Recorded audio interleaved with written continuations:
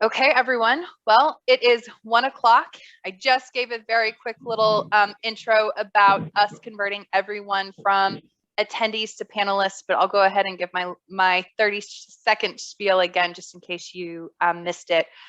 We are going to be converting everyone from attendees to panelists, and reason being, we would love for you to turn on your video, be able to mute and unmute yourself as much as you would like. We want to make this as engaging of a time together as possible. So don't be afraid to ask questions, turn on your videos. We'd love to have a conversation with you. So, but we are so excited. You guys are here with us for our 5 Levels of Mastery webinar. My name is Courtney Graham. I am the Chief Marketing Officer here at Princeton Mortgage. And again, so glad that you guys chose to spend time with us today. In just a couple of moments, I'm going to turn it over to Mark Gordon, who is our Chief Revenue Officer at Princeton Mortgage. And I'm really excited for you guys to hear what he has prepared, what he and the team have prepared for you guys today. Becoming a master is all about the journey, and that's so much about what we talk here at Princeton. The joy is in the journey, and we're really excited for you guys to be introduced to kind of this concept that we've been thinking through over the past couple of months, and what it looks like to really self-evaluate where you are, where we all are right now, identify where we want to go and what that journey looks like. And Mark's going to throw a ton of content at you today. He's a fast talker by nature, but he's going to throw a lot of really awesome content at you. There are going to be way too many things, way too many actionable steps that you're going to want to say, hey, I want to start doing this now. And you might feel overwhelmed after the webinar, and that's okay. We definitely will make sure that you get the webinar content, so it's something that you will be able to refer back to. You'll get a copy of a recording of the webinar as well as the deck. But I'm so excited. I'm going to go ahead and turn it over to Mark. Mark and I have worked together for, I think we're going on 4 years now.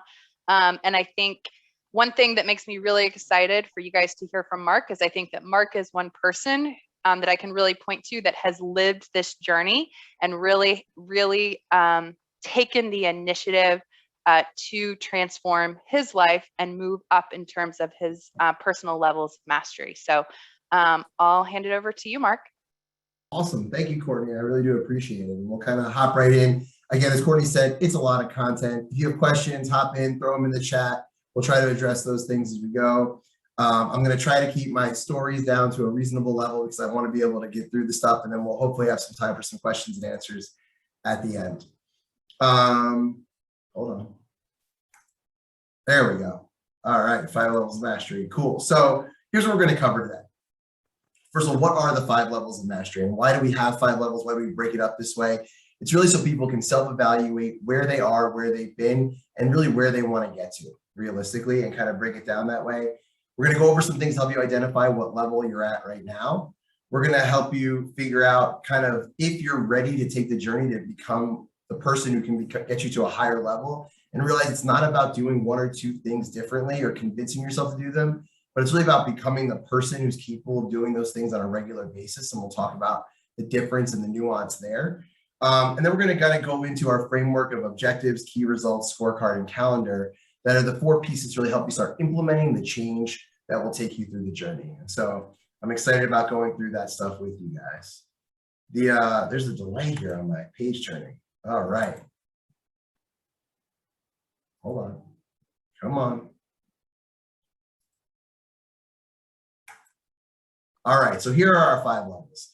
Everybody starts off in the beginner level when they come into a new industry or take a new job. Then you're gonna get to this worker level here. We're gonna talk about the differences in that and what this journey is from 1 to 2. The professional level, which these people are incredibly successful, and we're gonna talk about kind of those differences there.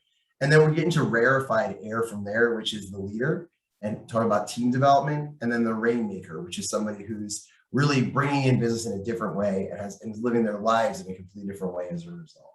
So we'll start with level 1. This is, by the way, this applies to really anybody who's in commission-based sales, whether they're loan officers or realtors or other things. And it applies to a lot of other areas of life as well. I have someone that wants to show your house on Monday at. We will mute there. So, all right, level 1 loan officers. Number 1, you're just getting started, new to the business.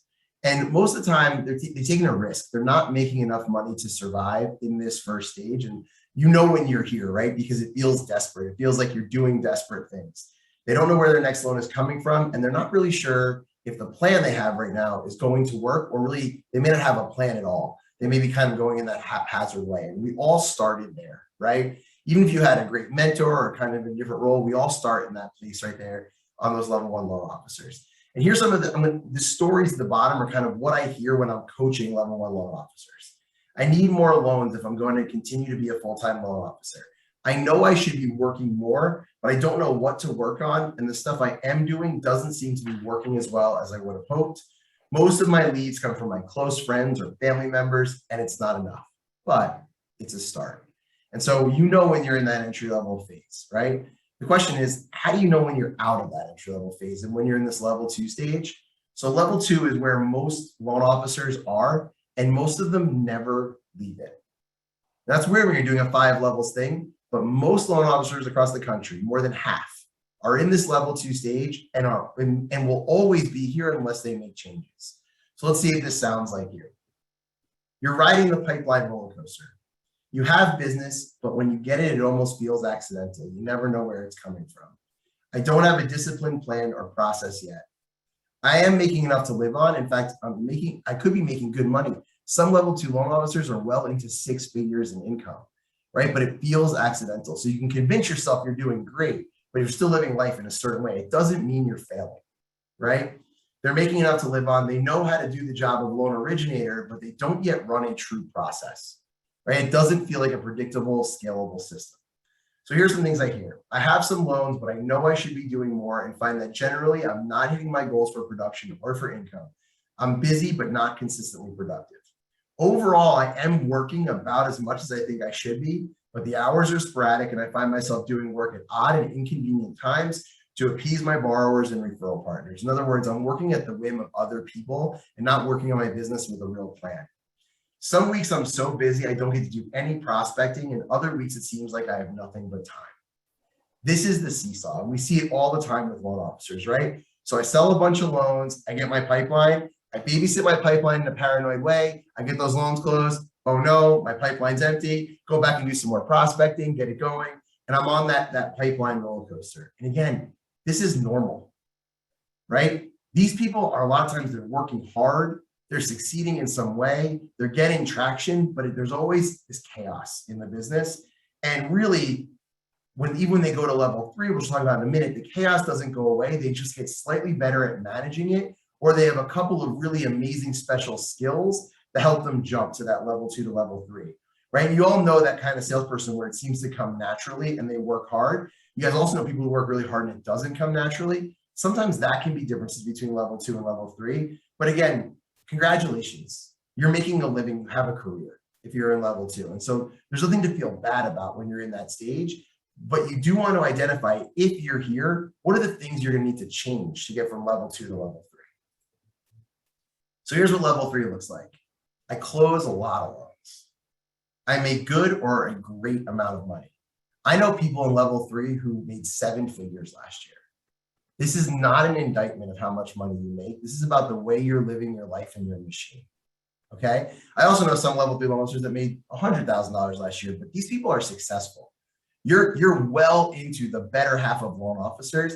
In fact, really, you can be in the top 10%, at the fringe of the top 10%, and still very much be in level 3, maybe even in the top 5% and still be level 3, depending on how you're living your life and building your system. So level 3 is awesome. Congratulations if you're here. You're crushing it, right? So I have a sustainable plan. They spend time growing their business. I have a business that still completely relies on me. I may feel that more business means more chaos, and I find myself never being able to get away from the work, right? And I'll tell you some really cool stories about some level 3s.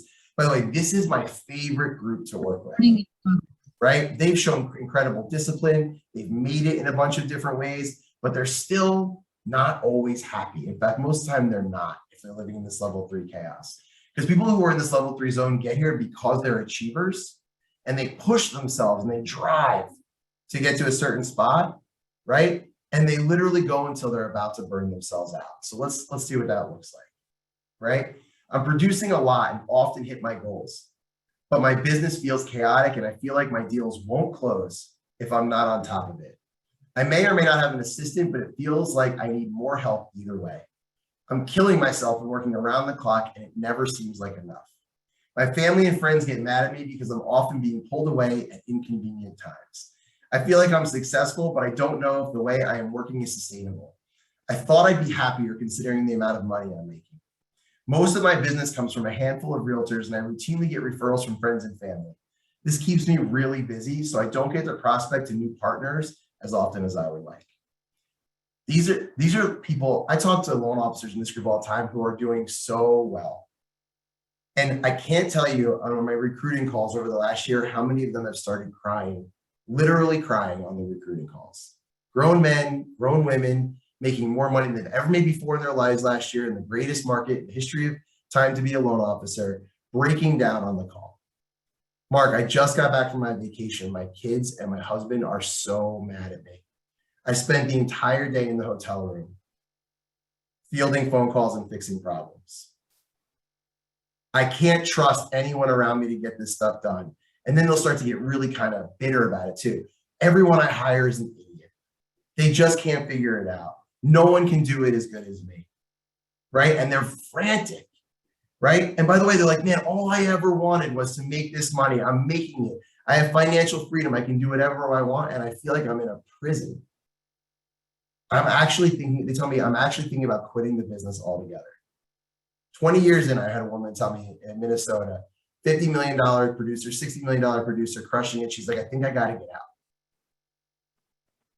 As if there was no other way to run your business, no other way to do it better, no other way to live a better life. Like she had to keep going for more, but couldn't figure out what things she'd have to change to make herself happy, right? So this is an incredible group of people. These people are achievers. They're doing the hard work. Some of them are maybe working 80, 90 hours a week, right? But the system itself is still dependent on their individual will and their willingness to push themselves to those limits and the need for more. And sometimes it comes from a healthy place, but most often it comes from an unhealthy place. So what's the difference? How do you get to level 4? This is like the top 1, 2, 3, 4, 5% of loan officers in the country most of the time. This is rarefied air if you're true level 4. I know some level 3s who have like half of level 4 stuff going on, but to truly get to level 4, it's a real journey and it takes a ton of work. Have proven a reliable business process, are very successful, feel that there is a calmness to their chaos. I'll never forget this. There is a loan officer, clear level 4 operator. Not that he does a ton of more production than the level 3 guys, he does not. But when rates dropped at the beginning of the pandemic and we called him, his answer was, so-and-so's refi shop, what can I do for you? Every other loan officer's frantic, panicking, running around calling different people. And this guy sounded like he was at the spot. Couldn't be more relaxed. He's like, I got my team and my process. I know what I'm doing. I've been here before. I have a team of difference makers with defined roles around me. They're able to I'm actually able to put my phone down and take a vacation without fear that the sky will fall. I see a continued path to growth, and I spend upwards of 10 hours a week on tasks that will help me grow my business, otherwise known as prospecting. Become an expert on time management, leading them to continuously increase their income per hour worked. The biggest jump from level 3 to level 4 is level 3 is I need more, I need more, I need more. And level 4 is I need more productivity from the time I'm spending at work. And it's living your life by those different thought processes. Here are some of the things I hear from people I coach in this group. My business is doing great. I have a support team that gets my loan closed with only occasional help from me. I feel good about how I spend my time and usually do the activities that only I can do. I'm excited to see how much production I can add next year. I can go away for a few days, leave my computer at home and know that everything will be okay. I'm working hard, but I feel like I have a good grip on my business. I have a routine and it's working for me and my success feels sustainable. When I'm with my friends and family, I can be fully present. iPhone games aside. I have a bunch of realtors, referral partners, and realtor teams for which I'm the preferred lender. I am constantly picking up new referral partners through marketing and prospecting. These people are happy, at least at work. They're operating in a zone of sustainable genius where it doesn't all depend on them all the time, where they aren't getting sucked into work that somebody else can do, where they're focused on their return on the investment of time and how they can maximize that to get to the next level. They sound different when they say hello. You know these people, you can recognize the way it feels when you meet these people differently from the level 3s. There's a calmness to it. Level 5. I only share this so that you guys know what it looks like. This is probably the top 1 or 2/10 of 1% of loan officers nationwide. Well, I have here only about 250 LOs in the country that are at this level. So it's rarefied air. They're the leaders of a multi-million-dollar team or organization. They have a larger team handling everything from loans to marketing to business development. Know that their role is to focus on growth and building relationships. Know that if they disappeared for 3 months, the day-to-day would continue to run smoothly. These are the rainmakers. These are the people who have a natural gift and work a process to continue to deliver new business and build new relationships, and really are completely out of the loan level work at this point. They're doing only the activities that are going to drive massive amounts of business that really keep a bunch of other people gainfully employed. Here's some of the things that you might hear from these people. And I spent a bunch of time my first year getting into retail interviewing these guys. And these are literally things I heard when I was talking to these people. Not that I've ever been able to hire one of those people, but it was amazing to have the conversations. Like Jay-Z said, I'm a businessman, right? These people know that they're not part of a business. They are the business. They're generating that revenue. They're producing over $100 million per year, and they run a well-oiled machine. I know where my deals are coming from and what my plan is moving forward. They know their marketing costs and their operations costs of every loan and every deal and where the money's going. They have a business plan, and it's a well-oiled machine. If I went away for a month and left my computer at home, my business wouldn't miss a beat. I work when I want and how I want. My team is a well-oiled machine, and the work I do is coaching, managing, and system building through them. I have created and developed meaningful business relationships with real estate offices or home builders, plus everyone in my community knows me as the mortgage person, which leads to a steady stream of referrals for my team. When I work my plan, new business and opportunities just find me. Right? This is rarefied air. And what you learn about number 4 and number 5 is you need to be a real leader of people. And you need to get really qualified people, high-level people, people that you would want to work with yourself, to want to follow you because they see value in either learning from you or working with you or the opportunities of being next to you. And so it's a very different skill set than what gets you from level 2 to level 3, level 1 to level 2. It becomes about your team and about the people around you in your business. Questions about those levels before we move on? Here's another thought. My experience with loan officers when I ask you guys to self-assess generally is you think of yourself as being a half a level further along than I think you are when we dive into the coaching. So if you were like, I think I might be level 4, you're probably level 3. If you think I might be level 3, you're probably more like level 2. And I say that not to like diminish anybody at all, but to start from the framework of, actually, I want to go back to the foundation of the level I'm still even partly in, more than trying to strive necessarily for the level that I'm trying to get to. Self-assessing where you are and being honest about the things that are holding you back is the first step to getting through some of this stuff. So how do you level up? The good news, you are the problem. That also means you can be the solution, right? Take that radical ownership on that journey. It's not just if I did this, this, or this, then I can level up. It's about becoming the person capable, right? This is one of my favorite quotes. I need to become the person who is capable of doing the activities that will lead to the results I want. So often we think, I just got to do this stuff. I want to lose weight. I just got to go to the gym. I want to lose weight. I just got to not eat this food, right? But how long does that last? Well, only as long as you're incredibly focused on getting that one thing.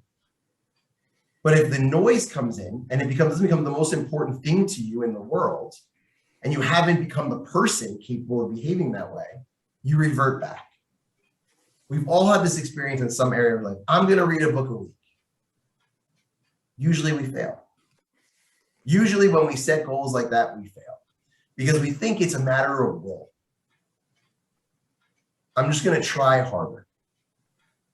Most of the time, it's not.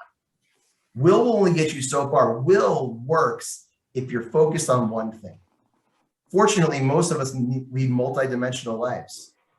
I have a wife, kids, a job, hobbies, friends. All of those things pull me in a million different directions that make it so that will cannot be the thing that drives me forward to the next level, because my will, the thing I am most passionate about doing at any one moment, will change.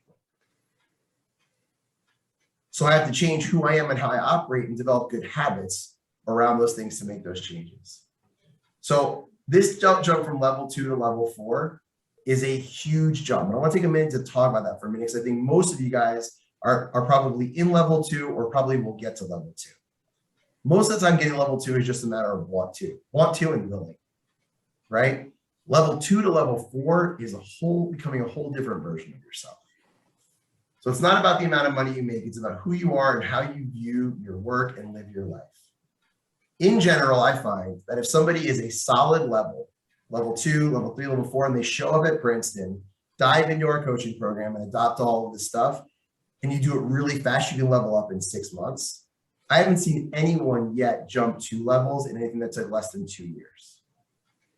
I say that to you guys because I'm not going to come up here with a trick or 2 or 3 that's going to level up your business. You're not going to leave here with the thought of, like, Mark told me I just got to send those note cards and everything's going to be great. That's not what it is.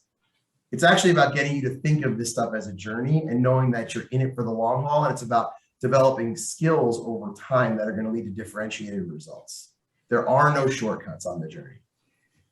So growing 3 levels might take a lifetime, but actually the reality is most people never do it. Most loan officers will never get to level 4. Many will never get to level 3. And it's because they don't think of themselves with a growth mindset.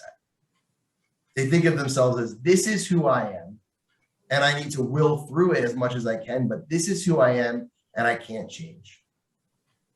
The difference, and what I hope you'll come out of here with, is, no, actually, this is not who I am. This is where I am.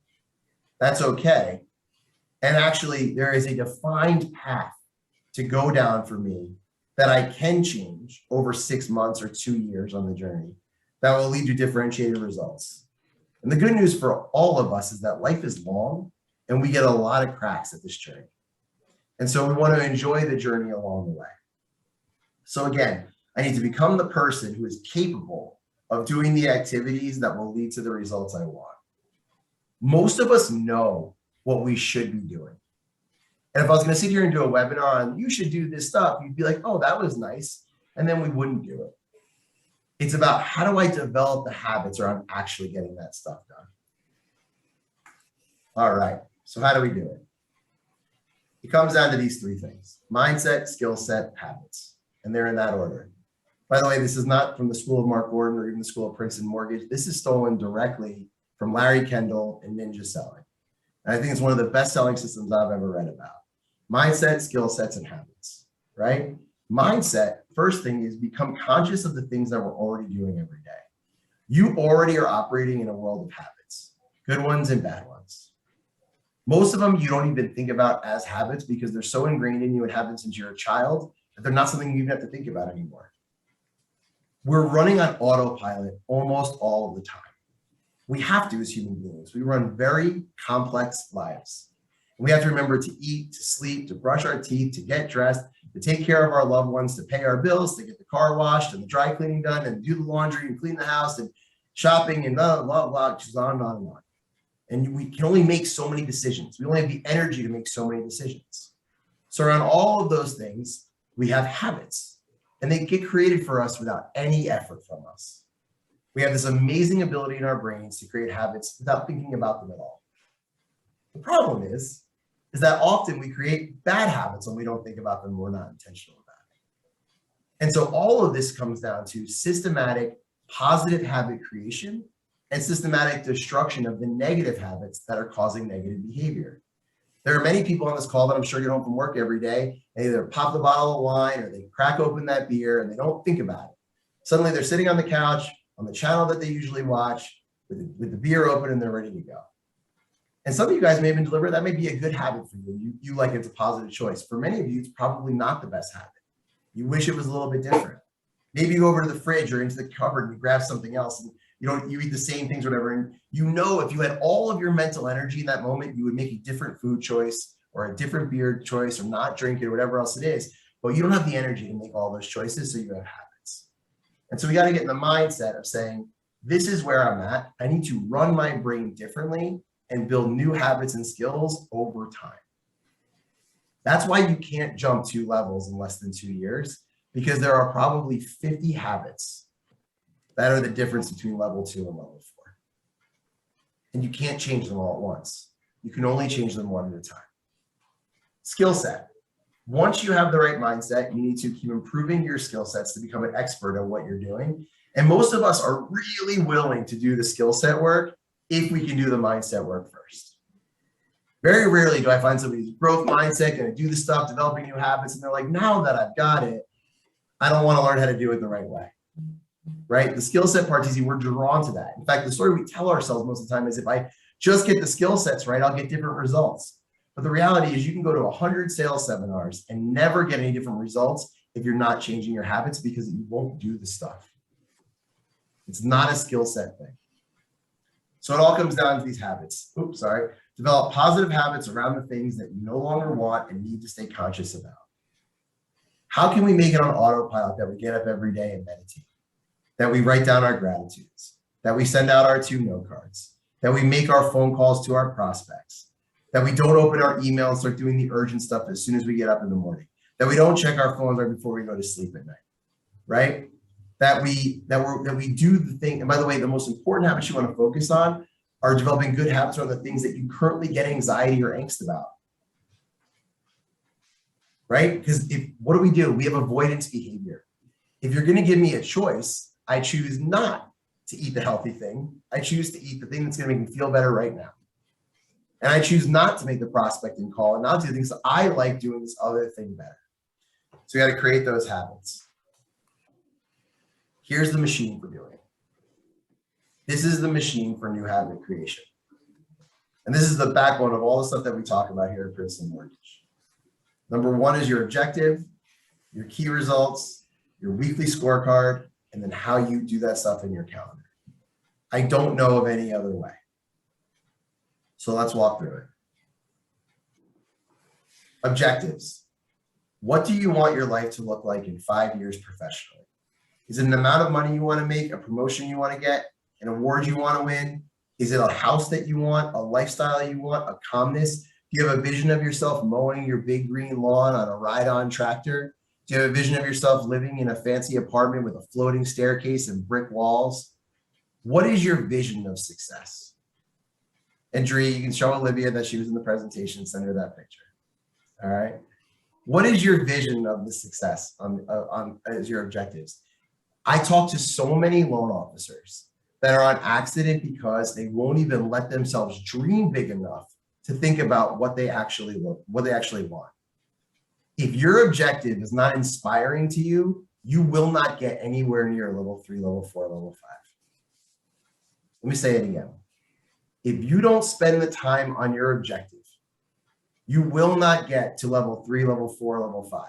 And maybe it's level 3 because you're super talented at sales or there's some things you're super disciplined or good at, but you can't even sniff those higher levels of this if you don't know where it is you're trying to go.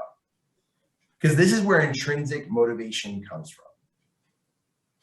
You need to know where you're trying to get to. Spend time talking to people about this stuff if you don't have a clear vision, but you should have a written down clear vision of what you want your life to look like. And it can be 2 or 3 things, but it's one vision for where it is that you're trying to get to that motivates you, that is your guiding light in the star of where you're trying to get to, that will drive that habit change. Because changing your habits is incredibly hard. And if you don't know exactly what you're fighting for or where you're trying to go, it will never be worth it. Let me say it again. Changing habits is hard. If you don't have a clear vision of where you want to go, it will never be worth it for you to go through the pain of doing. You have to have that objective. So get that clear objective. Great. And by the way, dream big. Break out your magic wand. Dream big. it should feel uncomfortably ambitious, honestly, right? The only way it's gonna, we call it as a company our big, hairy, audacious goal. We had 2 loan officers and we said we were going to get to 50,000 loans a year by 2028, become a top 10 lender. That's an inspirational goal. It sets a vision. It's easy to map to. I know where I have to try to get to. I didn't know how to get there. I didn't know what I was going to do to get there. I didn't know anything other than that it was possible because somebody had done it before. And that if I did it, I would be really, really happy. And I will have enjoyed the journey. And that was it. So set your big, hairy, audacious goal for yourself. Great. So we had to break that down because I could say every day I want to be a rock star or whatever else is your objective, right? But unless I have a map in order for how to get there, I'll never get there. So the next key development piece of our map is we want to break our journey into quarterly segments, sections of 3 months, where we're going to be able to focus on developing new key habits and getting new differentiated results from those habits that are going to let us know if we're on our way, right? So in my journey to 50,000 loans a year by 2028 at Princeton Mortgage, becoming a top 10 lender, every quarter I set goals that will let me know if we're on our way. We need to recruit this many new loan officers to come work here. We need to sell this many loans as a company. We need to have this much volume, right? And the most important thing about key results is they need to be measurable. Your quarterly key results must be measurable. As I sat and did my 4th quarter key results, here's the vision I had in my head. As the ball's dropping on December 31st and I have my champagne in my hand, what are the 2 or 3 or 4 things that I'm going to be able to say in Q4 we did or didn't do, yes, no, pass, fail, that will let me know if Q4 was a success on my journey to 50,000 loans a year by 2028. So as a company, we wanted to sell 800 loans in retail, 900 loans in wholesale. We wanted to recruit $350 million in annual production from loan officers. Those are my things. They're my pillars. They're there. Those are the things that are most important to me. If I could have worked incredibly hard in Q4, but if I don't get those goals, I actually didn't advance towards my objective. And if I do get those goals, a bunch of other stuff could have gone wrong, but I have a clear path and I know that I'm on my way. And so you want to set those key results on that path. Great. So now I have quarterly goals. Every one of you guys is going to Q1. I know what I want to do. I know how many loans I want to sell. I know how many new realtors I want to get. I know how many, I want to know how many new open houses I want to go to and meet new realtors from new collisions. I have that map in my head, right? Well, how am I going to make sure that happens? Your scorecard is a list of the important but non-urgent activities that you're going to do every week. And it shouldn't take more than 10 or 12 hours a week to get 100 on your scorecard that are going to lead to you getting to those key results. So for me, when I have that map of how many loans we need to sell, how many loan officers that we need to hire. Okay, great. How many interviews do I need to do every single week? How many loans do we need to sell every single week? How many new realtors do my loan officers need to meet with every single week? Do I need to hire this person or that person or do interviews for this role or that role? And for you guys, individual loan officers, how many open houses do I need to go to? How many no cards do I need to send? How many forward conversations do I need to have, right? How many relationships do I need to get? And you want to have a weekly scorecard that lets you know how you're doing. You say, Mark, well, I know generally what I need to do. Why do I need a scorecard? Your scorecard is your mirror. We are really good at telling ourselves that we're working hard and doing a bunch of stuff. You will not know if you're productive without your mirror. The scorecard doesn't lie. But at the end of the week, when you look at your scorecard and you go, man, I worked so hard this week, but I only got a 40 out of 100 on my scorecard, you better change something going into next week or you're not going to hit your key results and you kiss your objectives goodbye. The scorecard says, you know what you're supposed to do. The score says, are you willing to do the work to get there? Now, different from your key results, which should be results-based, your scorecard is about activities. So there should be nothing ever on your scorecard where if I said to you, I'm going to shoot you on Monday if you don't get 100 on this thing, that you would ever not get to 100. In other words, they're effort-based, activity-based items that you have control of. And if I said to you, literally it's life or death, you get there 100% of the time. Key results are not like that. Key results can oftentimes be ambitious. Things can go wrong. Markets can change. You could get hurt, whatever it is, or something else could happen. You could miss your key results. But in terms of your scorecard, it's effort-based. 10 to 12 hours a week, important but non-urgent activities, right? So, okay, great. Do you believe you get a 100% of your scorecard every week, you'll achieve those quarterly key results?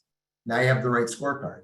And do you believe you achieve those key results, you'll have done as much as you can this quarter to achieve your overall objective?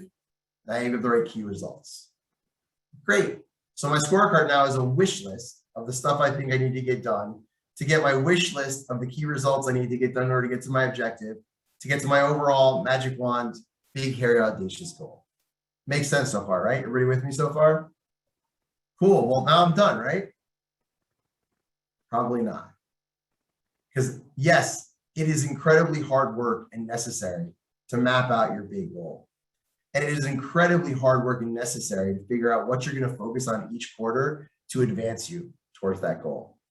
And it's even really hard work and painful sometimes to admit to yourself that these are the activities I need to do to get those key results. And maybe you'll even look at that when you write out the scorecard and go, I don't even have a full body yes to doing this stuff right now. It feels like man, that's a lot of stuff. It's overwhelming. Change your scorecard until you have a full body yes, till you feel good that you are willing to do that stuff every week and get to that stuff and that you believe it will get to your key results. But now's the hardest part, especially as a commission-based person. We get taught as commission-based people to start off with handle the urgent, sell a deal, answer your phone, do the thing. And all that stuff, by the way, is true. But we have to manage that in a very difficult world of we have to find this 10 to 12 hours a week of important but non-urgent activity time. This is where your calendar comes in. Now you must schedule your scorecard activities in your calendar. What does that mean? I mean, literally, if you pull up your calendar in Outlook, you've time blocked time for how long it's going to take you to get everything in your scorecard done. And another little trick for this that I recommend is I see people say, okay, I'm going to do all my prospecting calls in a 2-hour block. Then in the first 10 minutes of that 2-hour block, you get an emergency phone call from a borrower or from somebody else. And they're like, this is urgent. And by the way, it is, and you have to address it. So you know what happens? You address the urgent thing, you get back to your computer and you're like, well, I guess that 2-hour block is done. And you move on. And that's really painful because you never get that 2 hours back. So what I recommend is if you're going to do a 2-hour block, actually have 4 half-hour calendars in there. And if one of your half hours gets blown up, it's a whole lot easier to move that half hour to another spot on your calendar. And it's impossible to move that 2-hour block to another spot on your calendar. And so it's the discipline of how to manage that time. But here's what the other thing your calendar will do for you. Once you commit to that 10 to 12 hours a week of important but non-urgent activity, you know what it gives you the freedom to do? Say no. What do you mean? Well, to-do lists are evil because you have a to-do list and if anyone says, can you do this? Do you have time to have this meeting, to go to this place, to do this thing, to go to the game tonight, to go out on the date, to grab a drink? And you're like, yeah, I'll just do the to-do list up tomorrow. And the to-do list gets bigger and longer. And every day you write your new to-do list and you start off with the same 3 things that have been there for 3 weeks. Man, oil change for my car, that can be on the to-do list until the engine seizes. It's never urgent. You just keep moving it down the line. You just keep saying yes to something else in front of it, right? So we have to build this stuff into the calendar. We want to do it in time blocks where it gives us the flexibility we need to handle the urgent, but that we prioritize that 10 to 12 hours a week. And then we know what we need to say no to. Because remember this, as a commission-based salesperson, every single thing you say yes to means you're saying no to something else. And without a calendar, you don't know what that thing is. That thing you might be saying no to is a new relationship that will lead to you making hundreds of thousands of dollars over the next 10 years. But you'll never even know it because you just blew off that one meeting to say yes to something else. And so what time blocking does and having this in your calendar does is it allows us to be super disciplined with where we spend our time, what we say no to, and to be able to measure what's working and what isn't in our scorecard. So your calendar should say, wow, if I lived my 40 hours this week by my calendar, I think I get 100 on my scorecard. That seems pretty simple and linear. If I lived my calendar this week, I'd get 100 on my scorecard. That's the time I have to spend doing that stuff. That feels pretty good. Well, if I got 100 on my scorecard every week for 12 weeks, it means I've really probably hit my key results, right? And so I know I had a really good quarter. And suddenly I've had a quarter that is on its way to my fairy tale journey, my big, hairy, audacious goal, my level 4 or level 5 activity, right? Anything is possible if you're willing to take that journey and tie those things together. So objective, key results, scorecard, calendar. If those things are married and talking to each other, and it can take you a year or two to figure this out and marry it the right way. My first 6 quarters, I set objectives and key results. I missed them completely. Failed, crashed and burned, got between 30 and 60%. It was a nightmare. I was like, I'm a failure. And in quarter 7, it clicked. And every single quarter since then, I've been 80% or higher. I've gotten really good at knowing what's achievable in a 3-month period, what I need to set up my weeks in order to get there, how I need to set up my calendar. But I had a 1.5 years of failure in this process to get there. I was operating at a level 3. I was hustling, hardworking, had some amazing individual skills that were enabling me to succeed and drive revenue for my company. But in order for me to be the leader that would be able to attract other leaders, I had to develop the skill sets to be level 4+. And that required me becoming a different person. And this process is what helped me get there. It's what's led me to be able to teach this class today, the work that I was able to do. It was no longer, I'm going to go try to read a book a week. It was, this is when I read the books.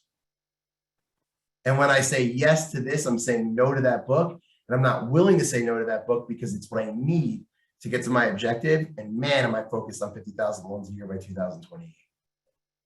It motivates me every single day. So that's the presentation, guys.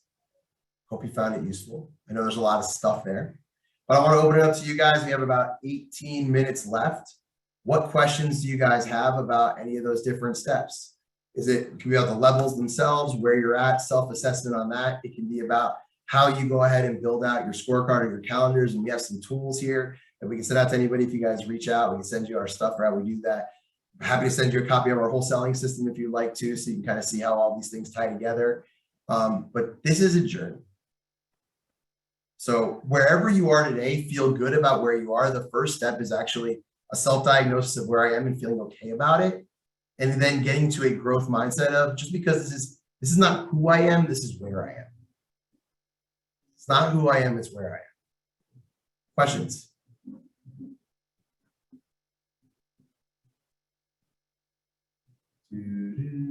I have a quick one, Mark. Sure. If I'm a loan officer and I have my calendar all mapped up with my non-urgent but important activities, and then like a 911 comes in, how do I decipher if that 911 takes precedence over my calendar activities? So it's a great question. And so the first thing is I think, first of all, there's some nuance to it, right? But here's what I would say is, I think oftentimes we think that if we don't handle someone's questions immediately, they're going to think we don't value them. The reality is, when people feel us valuing ourselves, they tend to be more respectful of our time. You probably have this in your personal relationships. It's like dating.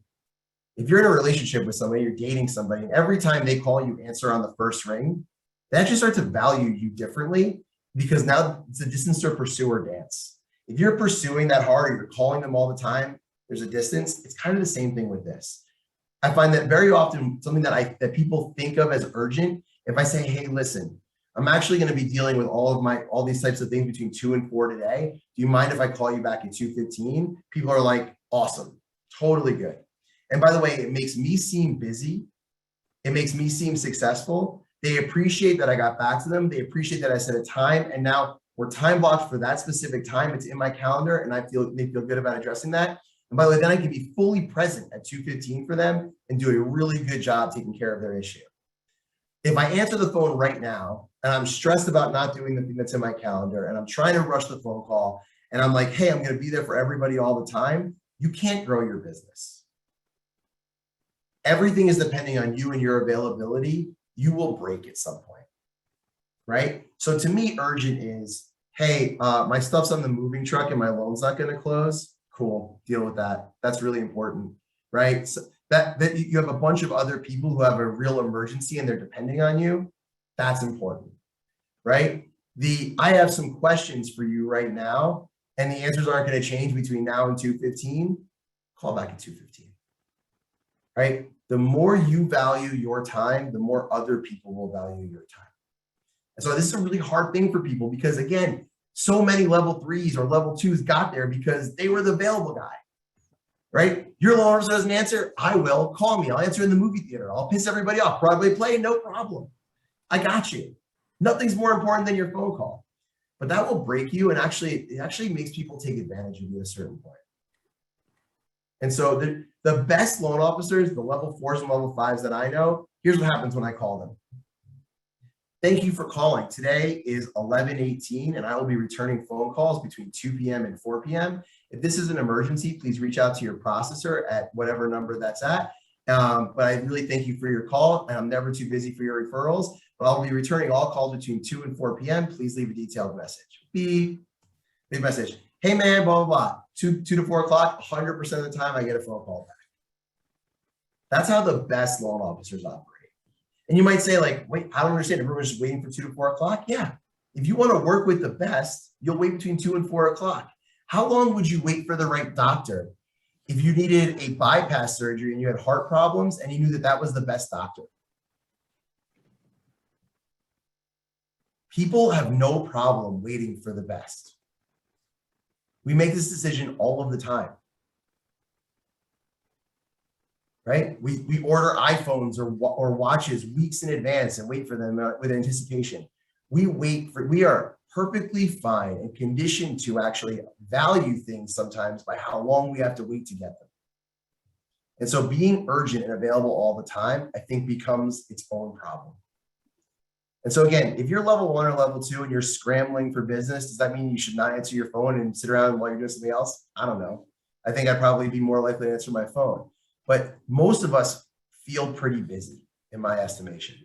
And so that time, the more discipline you can have around your process and what's a real emergency is something where somebody else is going to be having an emergency if I don't make myself available, and then I'll do what I can. Now, when you really get to level 4 and level 5, it becomes about having the team in place that can handle those emergencies without you having to get involved. And that's another piece of the equation. So great question, Michelle. Thanks for asking. I appreciate it. Hey, Mark, we have a question from Jason Davis. He put it in the chat and he said, in your experience, what is the best way to move from level 2 to level 3? How do you get off the pipeline roller coaster? I mean, it really starts with what I think are the essential, important, but non-urgent activities of prospecting. I know that sounds like that's never the, first of all, if you show me any salesperson who's struggling or wants to get to the next level, the answer is prospecting. Now, that sounds like a weird answer after all the things we just talked about. Like, how could it just be prospecting? Well, it is, right? Now, at level 2 and level 3, it's usually more about the discipline of actually sitting down and doing it at a certain time every day or a certain time every week, more than it is building up your team or doing other things. But like even level 4, what you're really saying is, I need to build a team to do all this other stuff so I can get to more prospecting. And yes, I have to have better habits and become a better person, have better thought processes. But really, it's how do I do more prospecting? So all levels of loan officer to the next level become about doing those important but non-urgent prospecting activities, right? Urgent is somebody, I've never had a loan officer who failed because they didn't do the urgent, right? They're like, you know what, Mark, I just can't motivate myself to take this application. I've never seen a realtor who was like, oh, this person wants to put an offer in, I'm just too busy. It's all the other stuff along the way, all the other work that we do along the way that gets us to that place, right? So level 2 to level 3 is, hey, even when your pipeline's big, you got to put that 10 hours of important but non-urgent work in. And if you can't do that, if you have enough loans, first of all, are you at the right company? Or you get the support you need from your company? Because if you're closing 4 or 5 loans a month, you should not need help to do that. You should still be able to find your 10 hours. But now maybe you're closing 6 loans, 7 loans, 8 loans, right? Maybe your clients have complicated loans and there's stress on you and your system. Now it's time to look at hiring an assistant or hiring a shared assistant or having some help or building up a process so that you can have somebody else doing all of the urgent work so that you can do that 10 to 12 hours a week no matter what. If you can say 10 to 12 hours a week of doing those things no matter what, and you're constantly adjusting your business and your life around how you can get those 10 to 12 hours a week in, your business will keep growing. The minute you stop prospecting, your business is shrinking. The second that you say, I'm not going to prospect, your business is shrinking. Right? And so that's my best advice for getting level 2 to level 3, or really any of these other levels, is how am I going to adjust my life, my schedule, my team, my lifestyle, so that I can make sure I hit those 10 hours a week no matter what. And if you want to know what to do in those 10 hours a week, it's collide with realtors or other referral partners. Go to open houses, go to the networking event, go to the bar, join the social club, join the kickball league, and meet realtors. Our loan officers here meet 5 realtors a week. That's 250 realtors a year. You can be a pretty unlikable person. You'll probably make some pretty good friends. If you're likable, you'll have more business than you know what to do with. Have a 5 to 7 minute conversation with 5 realtors a week, and all of the rest of this stuff will take care of itself. And know your value proposition, practice it. Why should somebody work with you? Right? That's a real big part of it as well. Great, guys. What other questions do you have? Thank you for that question. I super appreciate it. Anybody? All right, guys. Well, I hope you guys have enjoyed the presentation. And I'm super happy to continue to build off of these for future presentations. If we want to get into the how to do all this other stuff and what to put on your scorecard and how to build it out, there's a ton of content here. This is a really high level view.